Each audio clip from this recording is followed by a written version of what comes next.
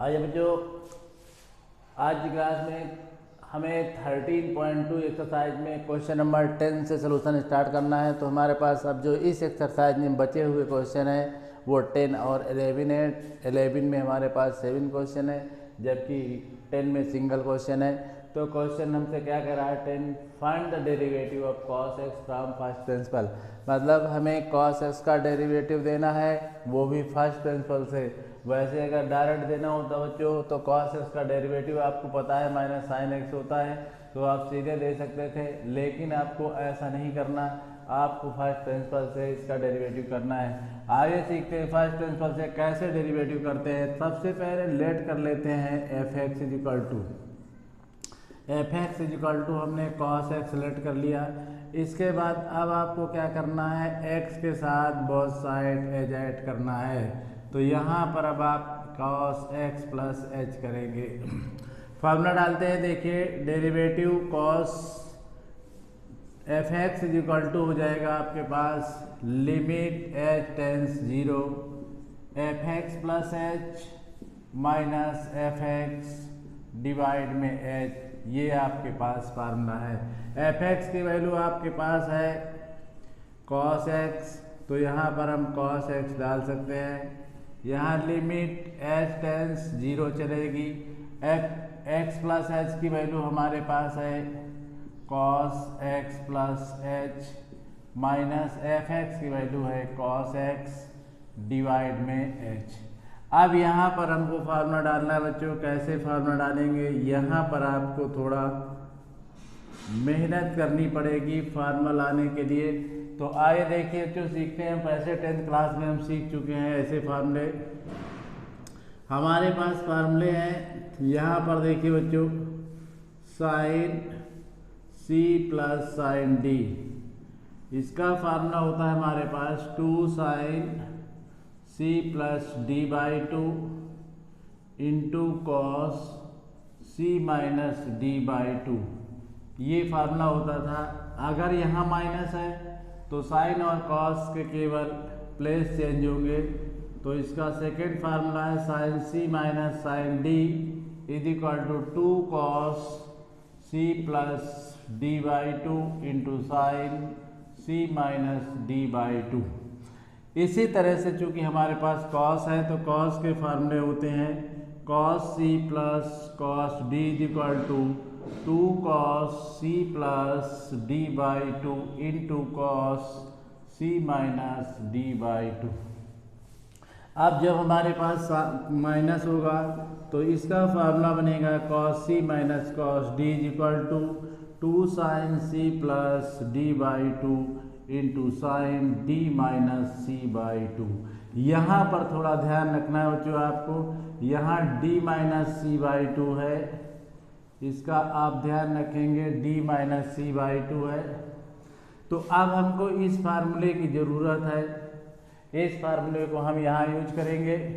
तो जैसे यहाँ फार्मूला हम डालते हैं ये हमारे पास c का काम करेगा और ये d का काम करेगा।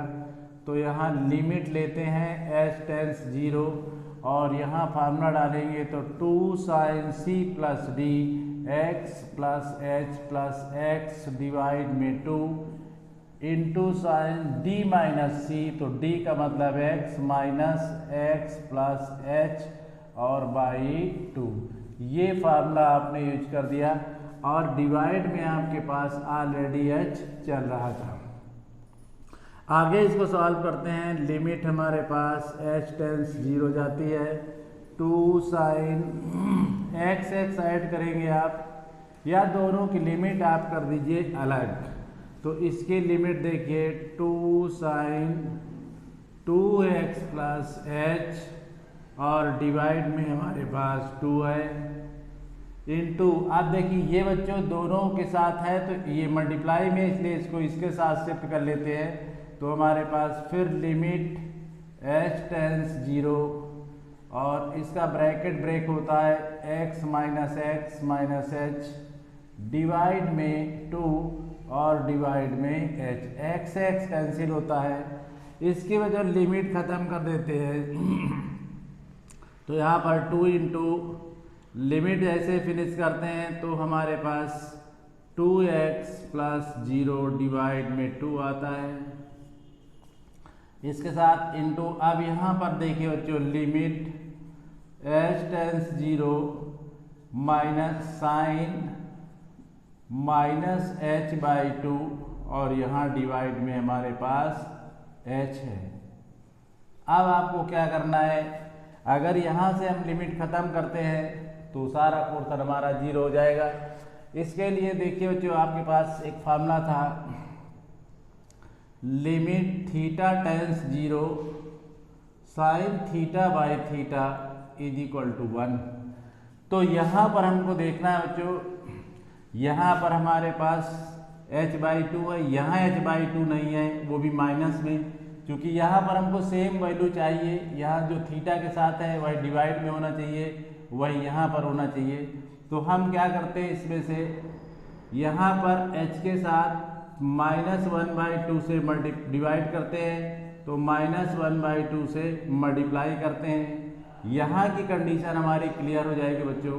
अब आपको देखना ये है कि यहाँ कैसे बनाते हैं। तो देखिए बच्चों, अगर हमारे पास h टेंस 0 है और इसमें -1/2 से मल्टीप्लाई कर लेते हैं बोथ साइड, तो शायद हमारी समस्या सॉल्व हो जाएगी। ये देखिए, ये सॉल्व हो गई। तो यहाँ माइनस का h/2 आएगा और इस पर कोई इफेक्ट नहीं पड़ेगा। मतलब यहाँ पर हम इसके प्लेस पे सीधे लिख सकते हैं, वो क्या लिख सकते हैं, देखिए बच्चों, माइनस का h/2 डाल सकते हो, कोई इफेक्ट नहीं पड़ेगा। यहाँ आपको मैंने बताया मल्टीप्लाई अगर बोथ साइड कर लेते हैं तो कोई इफेक्ट नहीं पड़ने वाला है। ये वैल्यू 1 के इक्वल हो जाती है बच्चों। तो अब आपके पास कंडीशन क्या है, देखिए 2 साइन 2 से 2 कैंसिल हुआ, x आ गया। और यहाँ आप चाहें तो 2 से 2 कैंसिल कर सकते हैं। अब यहाँ पर 1 आएगा इंटू -1/2, 2 से फिर 2 कैंसिल हुआ। इस तरह से इसका फाइनली आंसर -sin x आ गया। तो यही आपको चाहिए था। cos का फर्स्ट प्रिंसिपल से हमको डेरिवेटिव करना था और हमने cos का फर्स्ट प्रिंसिपल से डेरिवेटिव डन कर दिया। तो इस तरह से ये क्वेश्चन डन हो गया बच्चों, नोट कर लीजिए। क्वेश्चन नंबर, अब बच्चों हमारे पास 11 है। 11 क्वेश्चन में दिया find the derivative of the following functions. हमें फंक्शन दिया जा रहा है, इसका डेरिवेटिव करना है। लेकिन बच्चों इसमें प्रॉब्लम ये है कि आपके पास कई क्वेश्चन एक साथ दिए गए हैं, इनका सभी का डेरिवेटिव करना है। आपके पास 7 पार्ट हैं और इस 7 पार्ट का डेरिवेटिव करना है। तो आइए देखिए, अब इसमें हमसे ये नहीं बताया गया कि आपको फर्स्ट प्रिंसिपल से करना है, तो अब हम इसमें डायरेक्ट डेरिवेटिव करेंगे। तो आइए सबसे पहले फर्स्ट पार्ट को लेते हैं। तो ये 11 का फर्स्ट पार्ट आया, y इक्वल टू हमारे पास है sin x into cos X, इसका डेरिवेटिव करना है। अब इसको derivative with respect to x derivative करते हैं। Divide by D X is equal to यहाँ पर D D X sine X into cos X. अब बच्चों यहाँ पर मल्टीप्लाई का फार्मूला यूज करने वाले हैं।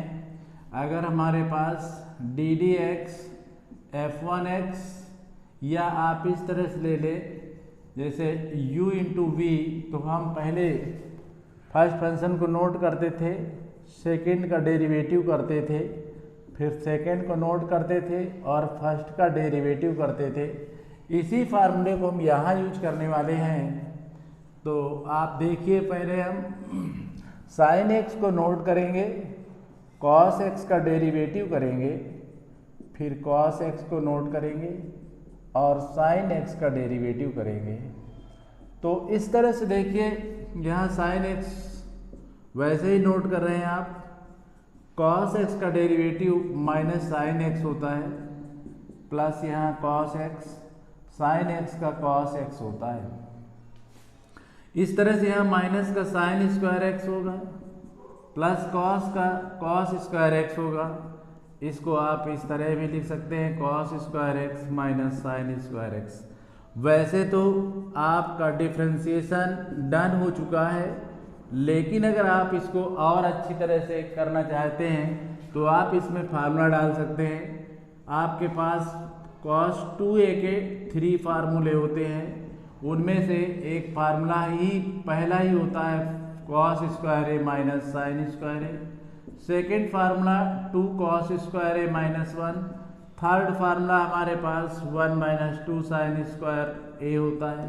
तो यहाँ कॉस स्क्वायर ए माइनस साइन स्क्वायर ए हमारे पास है, इसके प्लेस पे हम कॉस 2a डाल सकते हैं।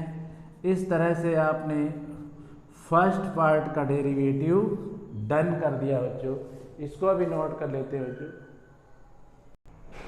सेकेंड पार्ट हमारे पास है बच्चों सेक एक्स। अब हमें सेक एक्स का डेरिवेटिव करना है, तो ये तो सीधे फार्मूला होता है बच्चों, इसमें तो कुछ करना ही नहीं है। तो अब आप इसको डायरेक्ट कर सकते हैं विद रेस्पेक्ट टू एक्स, और यहाँ divide by D X sec X. अब यहाँ तो भी आपको डिफ्रेंशिएट करना ही है, और सेक एक्स का डिफ्रेंशिएशन आपके पास सेक एक्स tan एक्स होता है। तो इस तरह से ये क्वेश्चन तो केवल फार्मूले की फॉर्म में था, जैसे ही हमने आपको स्टार्टिंग में फार्मूले बताए थे उसी तरह से क्वेश्चन था। आइए सेकंड के बाद थर्ड पार्ट देखते हैं।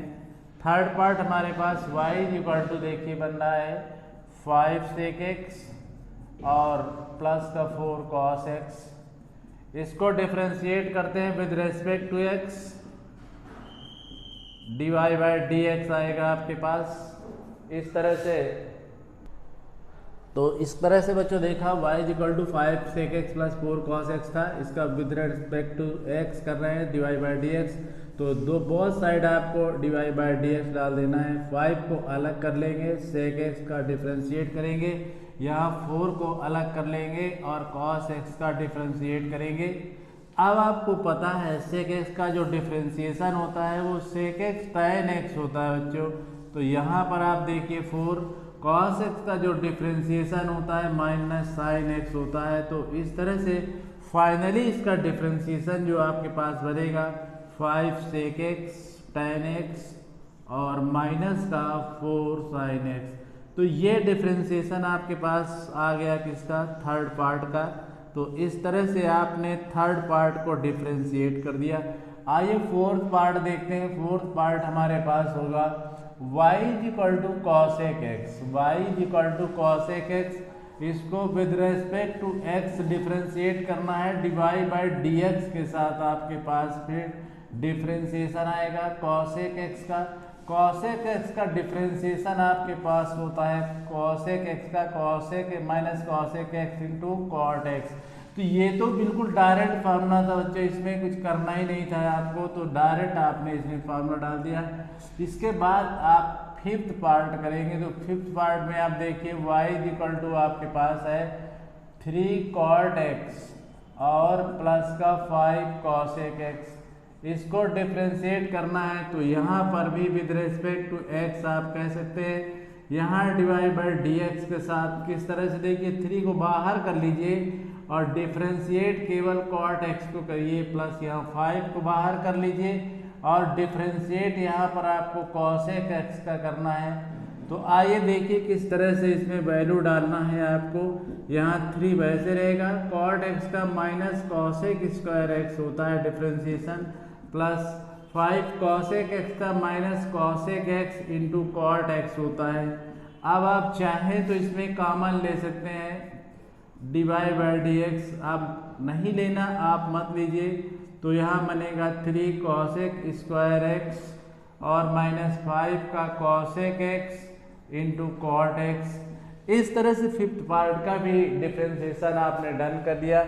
ये नोट करते हैं बच्चों। पहले 6 पार्ट है बच्चों, अब 6 पार्ट का हमें डेरिवेटिव करना है। y equal to 5 sine X minus 6 cosec X plus 7। इसको किस तरह से करेंगे आइए देखते हैं। तो यहाँ पर भी आप differentiate with respect to x, यहाँ divide by D X is equal to, इसमें 5 को बाहर कर लीजिए, डिफ्रेंशिएट साइन एक्स का करना है आपको, 6 को बाहर करना है, डिफ्रेंशिएट आपको कॉसेक एक्स का करना है, यहाँ डी डी एक्स आप 7 का डालेंगे। आइए देखते हैं आगे। तो डिवाइड बाई डी एक्स के साथ अब यहाँ साइन का डिफ्रेंशिएशन आपको कॉस एक्स पता है, यहाँ कॉसेक एक्स का minus cosec X into cot X होता है, इसको भी आपने डाल दिया। यहाँ कांस्टेंट वैल्यू है, यहाँ इसका डिफ्रेंशिएशन 0 हो गया। तो इस तरह से यहाँ पर आपको कोई प्रॉब्लम होने वाली नहीं है। ये 5 cosec X minus minus plus हो जाएंगे, 6 cosec x into cot X. ये आपका 6 पार्ट भी कंप्लीट हो गया। 7 पार्ट देखते हैं बच्चों। y इज इक्वल टू हमारे पास है 2 tan x और minus 7 sec x। Differentiate with respect to x आपको करना ही है। डिवाइड बाई dx आपने दिया, 2 को बाहर किया, डिफरेंशिएट करेंगे tan x का, माइनस 7 को बाहर किया, डिफरेंशिएट करेंगे sec x का। इस तरह से डिवाइड बाई dx के साथ 2 tan का हमारे पास sec स्क्वायर x होता है डिफरेंशिएशन, sec का जो sec x tan x होता है।